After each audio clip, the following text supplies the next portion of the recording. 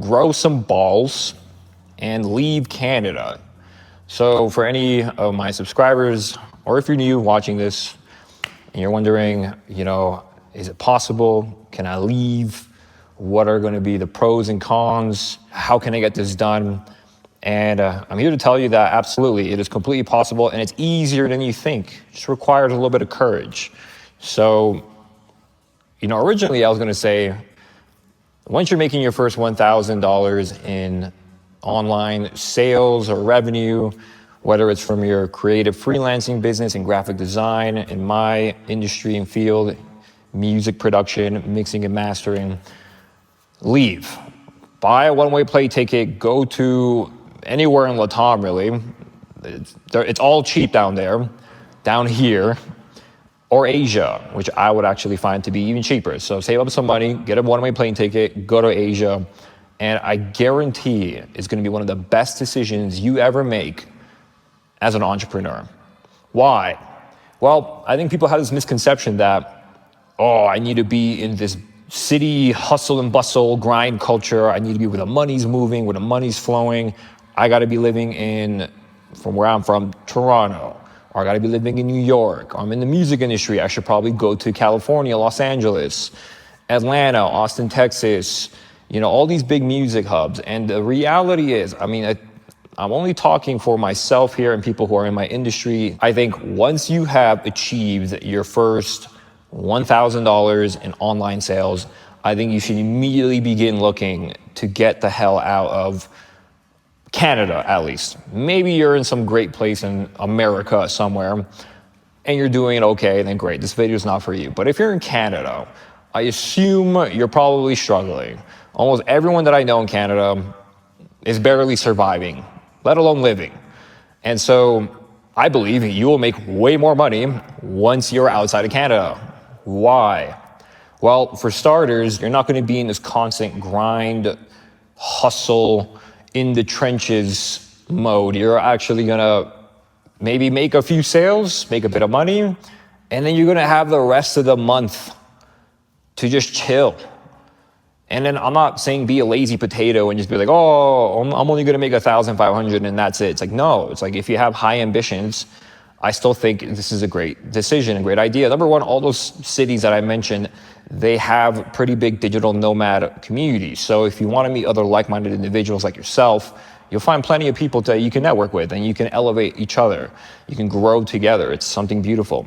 But it's once you actually have free time, it's once you're actually like you did your 4 or 5 projects for that month, maybe it was a total of 15 to 20 hours of work, but the rest of the month you're actually free. You can begin to think, you can strategize, you can be like, okay, what do I need to do next? What's lacking in my business? These are questions and things that, personally for me, I wasn't fully able to process when I was in this constant hustle cycle of like, oh my God, I gotta work this extra job to make sure I pay my bills, and but there's this opportunity here, these artists are here, so I think I have to stay in the city. It's like, man, I was one phone call away from Drake. I was working with Juno award-winning artists in Canada. I was in that OVO circle. Had I stayed a bit longer, who knows, maybe I would still be there working with them, but I know I would be miserable being in those environments. I can't imagine now doing 14-hour recording sessions with some fucking retards in the studio, drinking lean and smoking weed and all this bullshit. I couldn't imagine my life being like that now. And so one of the best things that literally could have happened to me was just leaving. I know I left that on the table, that opportunity, and I never fully explored it, but I literally have no regrets. There is no what if, because I see other producers in that industry who are quote unquote in that circle, and I'm like, I would hate to be that now. I would absolutely hate it. But once you're outside, you're gonna have all this free time to finally start thinking, strategizing, and probably self-realizing. You're gonna go through a moment of self-realization. You're gonna start to really prioritize what is it that you actually value. Maybe you do value, being close to home, having lots of family members around you and whatnot, but you're not really gonna truly value that until you leave. So that's one. Maybe you value freedom like me. Maybe you value autonomy. You want no one to tell you where to be, how to dress, what you can say. You want to be 100% your own boss, be in control. And then it's not until you leave where you're like, I can finally actually start doing that. especially with the crazy restrictions on free speech in Canada. But that's a topic for another day. And so this was one of the best decisions I ever made. It's been 5 years that I've been outside of Canada, and I honestly have no intention of going back and living there.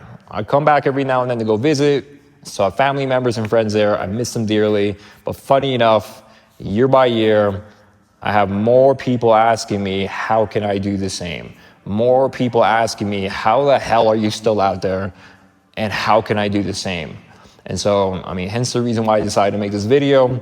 I found my escape through music production. That was just a skill that I mastered. I thought I had to be in Toronto because it's a big music hub. And the only way I'm going to make it in the music industry is I have to be in the city. And funny enough, I've made far more money living outside of Canada than I ever had living in there. So that's it. If you have any questions, drop it down in the comment section below, and I'll try to answer as best as I can. Or who knows, maybe I'll make some videos around that. So like, subscribe, and if you found this video useful, give me a comment and say what's up. Peace.